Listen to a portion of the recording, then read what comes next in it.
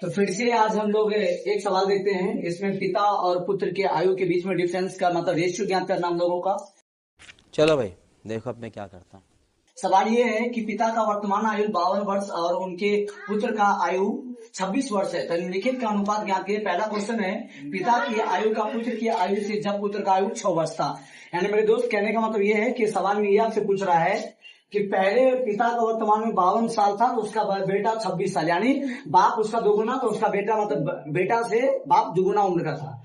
लेकिन इस बार पूछा गया कि यदि अगर बाप का बेटा का स्टार्टिंग उम्र अगर 6 वर्ष था तो उस समय बाप का वर्तमान आयु क्या था, उस बीच का रेशियो आपको ज्ञात करना है। तो देखिए आपको वाली सी बात है कि जब ये बच्चा 52 साल का था तो उसका बाप 56 साल का और ये 52 साल का था।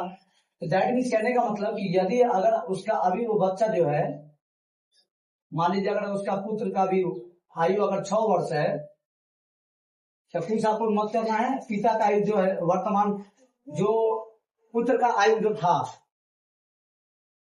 पुत्र का वर्तमान आयु 26 वर्ष, इसमें आपको 6 वर्ष और जोड़ देना है।